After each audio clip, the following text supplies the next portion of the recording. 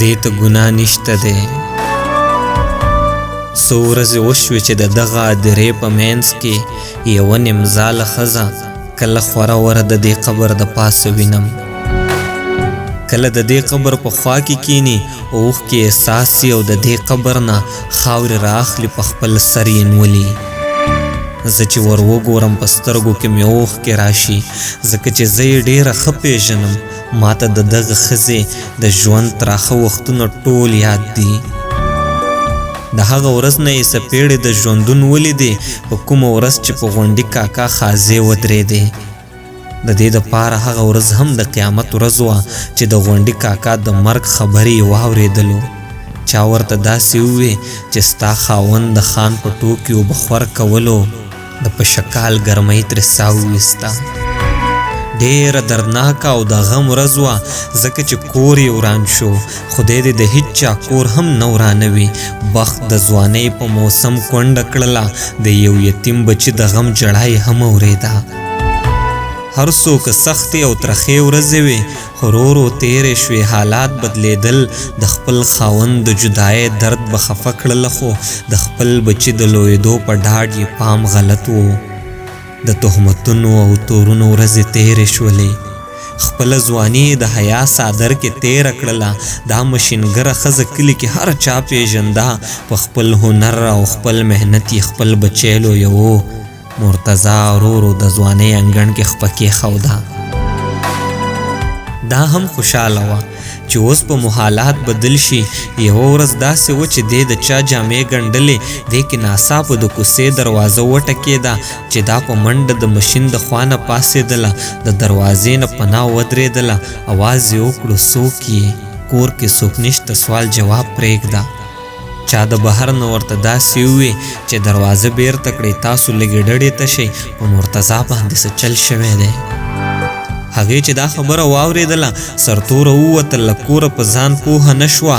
په خپل بچي یې نظر پرېوتلو چې مرتضی د دوو کسانو د اوږو د پاسه لاسونه ایښي وو او ځان پسې یې خپې راښکلې.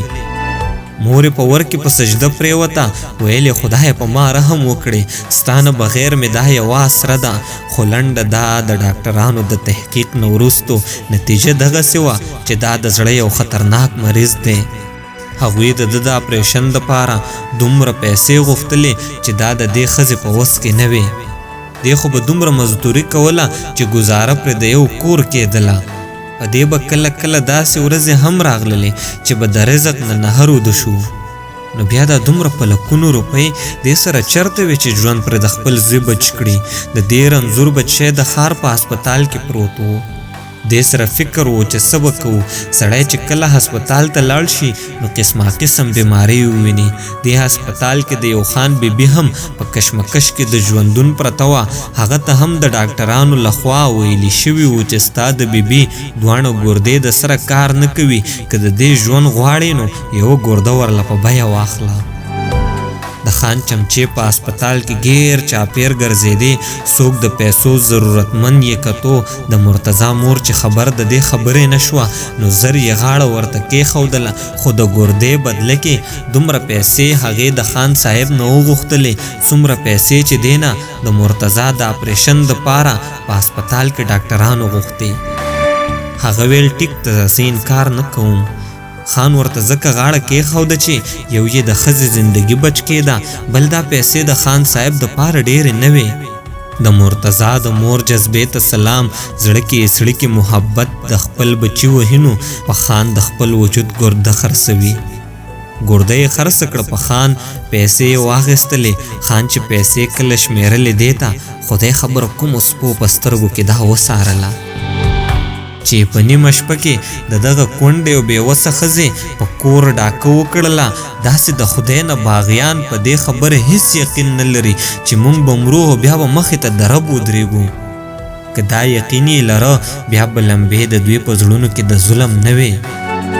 په کوم یو زړه کې چې د خدای ویره وي هغه به هیڅ چېرې هم داسې قدم پورته نه کړي. دې مشینګرې ورته ډېر زیات منتونه وکړل چې د الله دپاره زما د کونډې هیڅ سره نشته دی. د خپل بچي د اپریشن دپاره د خپل بدن غوښې مې خرڅې کړلې. د خدای د لویه نومه ویرېږئ، زما وړوکی کورګی مه ورانوئ. هغوی د دې په ژړا نه ترسېدل. د انساني سرمن په ښکلي رنګ کې په ډېر بېرحمه ځناور و. هغه په کنداغونو یې راګیره کړله، ټولې پیسې یې ترېنه واخیستلې. دا چې د کوم قبر د پاسه رغړي دې ته ګناه نشته دی. دا داسې ځکه کوي چې د خپل تن ګردۍ هم خرڅه کړه او زوی هم په هسپتال کې بې علاجه مړ شو.